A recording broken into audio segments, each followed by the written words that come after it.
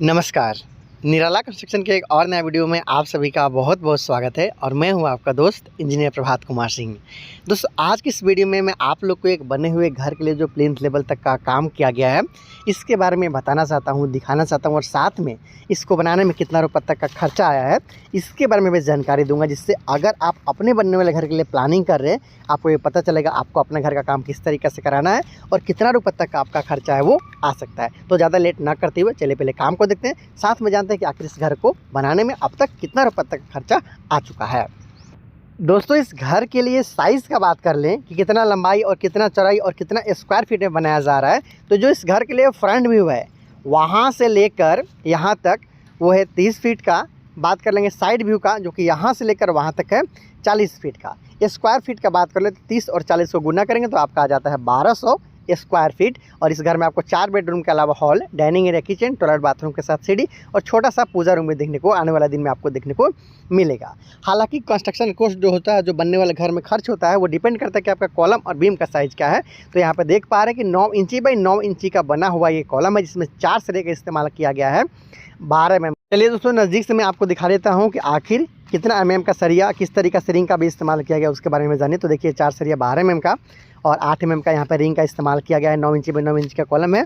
ज़्यादातर लोग एक तला के लिए इसे सूटेबल मानते हैं, एक तला तक ले जाते हैं, लेकिन कुछ लोग इसी कॉलम के सहारे 2 तला तक भी अपने घर को ले जाते हैं। तो अगर आपको 2 तला तक ले जाना होगा तो कोशिश कीजिएगा कि 9 इंची बाई 9 इंच का कॉलम अगर आपको लगाना है तो आपको 16 mm का 4 सरिया का इस्तेमाल करना चाहिए। और यहाँ पे देख रहे हैं जो बीम है, प्लिंथ बीम, प्रत्येक बीम का साइज़ यहाँ पे सेम रखा गया, चाहे वो इनर बीम हो, आउटर बीम हो, प्राइमरी बीम हो, सेकेंडरी बीम हो। देखिए ग्राउंड लेवल से लगभग 4 फीट के आसपास तक में इस साइड आपको ऊंचाई देखने को मिलता है, उधर हल्का ऊंचाई कम हो गया है। और उसके बावजूद यहाँ पे 12 mm का 4 सरिया का इस्तेमाल किया गया है बीम में। तो बिल्कुल सही है कुछ इस तरीक़ा से। देखिए ऊपर में 2 सरिया, नीचे में 2 सरिया यहाँ पे लगाया गया 12 mm का और 8 mm का रिंग का इस्तेमाल किया गया। हालांकि डिपेंड करता है कि कॉलम टू कॉलम डिस्टेंस क्या है। डिस्टेंस ज़्यादा रहेगा तो जो आपका बीम होगा उसका जो आपका डेप्थ होता है बीम का उसको बढ़ाना पड़ता है। तो इस तरीक़े से कॉलम और बीम का काम आपने देख लिया है। दोस्तों, घर का साइज़ और काम देखने के बाद अब हम लोग आगे बढ़ते हैं, जानते हैं कि इस घर को बनाने में लगभग कितना समय लगा और कितना रुपये तक का खर्चा लगा। तो लगभग 32 दिन के आसपास तक में समय इसमें लग चुका है, जिसमें कॉलम के लिए फुटिंग का गड्ढा खोदने से लेकर अब तक का प्लिंथ लेवल तक का पूरा काम जो किया गया है उसका जो पूरा समय है वो इंक्लूडेड है। खर्च का बात कर ले तो लगभग 3,30,000 रुपये के आसपास तक में खर्चा इसमें आ चुका है।